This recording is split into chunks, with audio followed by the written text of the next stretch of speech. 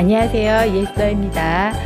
우리가 살면서 속상한 일을 겪을 때가 종종 있잖아요. 그런데 그 중에서도 특히 속상한 게 있다면 누군가로부터 오해를 받을 때, 이럴 땐 정말 속상하잖아요. 오늘은 도대체 왜 사람들은 오해를 하는 건지 함께 나눠보겠습니다. 대부분의 사람들은 나는 세상을 또 사람을 있는 그대로 바라본다고 생각해요.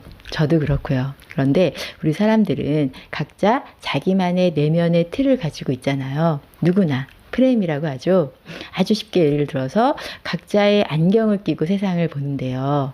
렌즈 색깔이 빨간색이면 당연히 바깥 세상이 빨갛게 보일 테고, 또 렌즈가 파란색이면 세상이 파랗게 보이겠죠.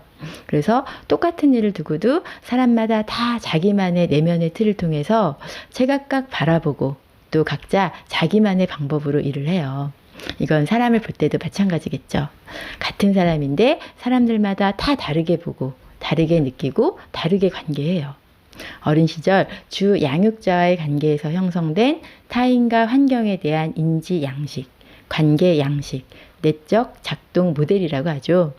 이렇게 우리 사람들은 누군가를 바라볼 때 있는 그대로 보기가 참 어려운 존재 같아요.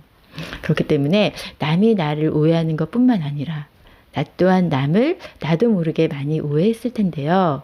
우리 사람들은 왜 서로 오해할 수밖에 없는 건지 4가지 심리 이론으로 말씀드릴게요.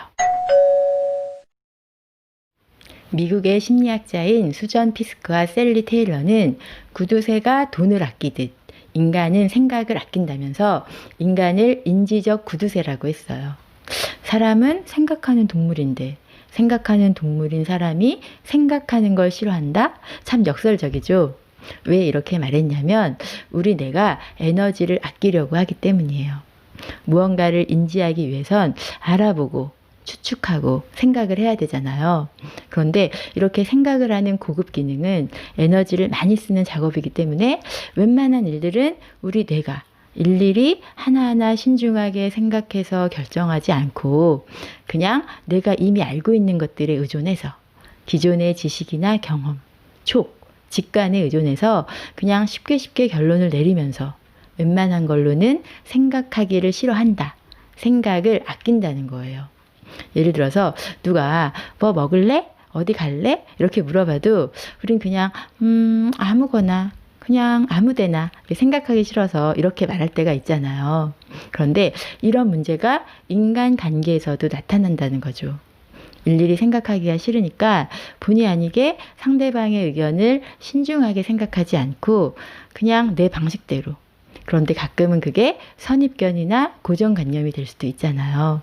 이렇게 우리 사람들은 상대방의 의견을 대충 생각하는 그런 인지적 구두쇠의 모습을 가지고 있기 때문에 오해받고 오해하는 일들이 자꾸 생깁니다. 영국의 심리학자인 피터 웨이스는 사람들은 자신이 기존에 믿고 있던 것과 잘 맞는 정보는 받아들이고 자기 신념에 어긋나는 정보는 무시하는 경향이 있다고 했어요. 예를 들고 확증 편향이라고 했는데요. 심리학자는 아니지만 워렌 버핏도 비슷한 말을 했죠. 사람들이 가장 잘하는 것은 기존의 견해들이 온전하게 유지되도록 새로운 정보를 걸러내는 일이다. 쉽게 말하면 사람들은 내가 보고 싶은 것만 보고 듣고 싶은 것만 듣고 믿고 싶은 것만 믿는다는 거예요. 이건 아주 일상에서 흔한 일이죠. 가족이나 친구나 보면 꼭 자기가 듣고 싶은 말만 듣더라. 내가 한 말은 다 까먹고 이런 불만 많이 표해 보신 적 있죠. 이렇게 사람들은 같이 웃는 얼굴로 매너 있게 대화를 하지만 대화 속에서 애초부터 내가 받아들이고 싶은 것만 받아들이는 그런 경향이 있다는 거예요. 이런 현상이 좀 심한 경우로는 가짜 뉴스를 믿는 사람들이 여기에 해당되는데요. 내가 지지하는 정당, 내가 좋아하는 정치인에 따라서 내 입맛에 맞는 뉴스만 사실로 받아들이는 현상, 확증 편향에서 비롯된 거죠.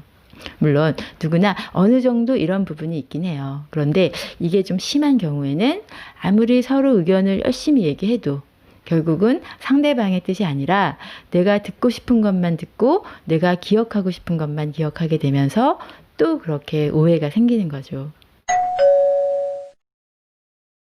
똑같은 현상도 내가 행위자로서 경험할 때와 관찰자로서 경험할 때 차별적인 경향을 보이는 것을 두고 행위자, 관찰자 편향이라고 하는데요. 예를 들자면 지나가는 여성분이 하이힐을 신고 길을 가는데 발목을 삐끗했어요. 그 모습을 보곤 아이 참 잘 걷지도 못하면서 무슨 하이힐이야. 그러니까 저렇게 넘어지지. 이렇게 말해놓고 어느 날 본인이 높은 구두를 신고 길을 가다가 넘어졌어요.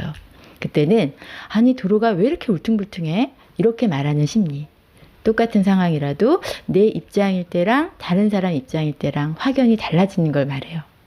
이런 사람 너무 별로인 것 같지만 인간 관계 속에서 이런 경험을 종종 하셨을 거예요. 또 나는 몰랐지만 어쩌면 나 또한 이런 오류를 많이 범했을 수도 있고요. 자기 상황에 따라 이랬다가 저랬다가 또 잘되면 내 탓, 잘못되면 남 탓으로 결론 지으면서 그렇게 상대방의 상황을 한번 진지하게 입장 바꿔 생각해 보지 않고 오로지 내 위주로만 판단하는 심리 때문에 또 오해가 생깁니다. 미국의 심리학자 조셉 루프트와 해리 잉햄은 대인 관계에 있어서 상호 간의 특성을 파악할 수 있는 도구로 조아리의 창을 제시하면서 사람들에게 있는 4가지 영역을 소개했는데요. 사람들에게는 나도 알고 남도 아는 서로 오픈된 영역이 있는가 하면 남들은 나에 대해서 아는데 정작 나는 모르고 있는 영역도 있다고 했어요. 반대로 남들은 모르지만 나만 알고 있는 영역도 있고 또 나도 모르고 남들도 모르는 무의식의 영역도 있다고 했어요. 원래 이 조아리의 창은 57개의 형용사 단어를 가지고 활동을 해요. 그런데 오늘 저는 이걸 좀 아주 간단하게 응용을 해서 실제로 제가 이곳에서 상담을 할 때 내담자분들과 자주 사용하는 양식인데요. 같이 한번 체크를 해볼게요. 먼저 1번, 내 이름. 당연히 나도 알고 남도 아는 영역이죠. 이름뿐만 아니라 친한 사이라면 뭐 가족, 집, 직업 이렇게 서로 같이 잘 알고 있는 것들이 많을 거예요. 그 다음 2번, 3번, 4번은 같이 볼게요. 내 생각, 감정, 계획, 소망. 나는 내 생각, 내 감정, 내 꿈과 소망을 다 알지만 이런 걸 남들과 다 공유하진 않잖아요. 나는 알지만 남들은 모르는 영역이죠. 5번, 6번은 어떨까요? 표정, 눈빛, 목소리. 우린 매일 거울을 보니까 내 얼굴은 알지만 나의 표정, 눈빛, 내가 남들과 대화할 때 어떤 표정, 어떤 눈빛인지 사실 우린 잘 몰라요. 목소리조차 내 귀에 들리는 것과 녹음해서 듣는 게 많이 다르잖아요. 그래도 목소리는 일단 내 쪽에 세모로 체크할게요. 내 목소리를 늘 듣고는 있으니까. 그 다음 7번, 8번 내 걸음걸이, 뒷모습 우린 전혀 몰라요. 그런데 사람들은 알죠. 들키고 싶지 않았는데 내 힘없는 걸음과 힘없는 뒷모습을 누군가에게 보여준 날도 있었겠죠. 9번 참 중요해요. 내 몸짓, 행동 어떨까요? 사실 의외로 나는 내 몸짓과 행동을 잘 몰라요. 나는 잘 모르는 나의 손짓, 발짓, 고개짓.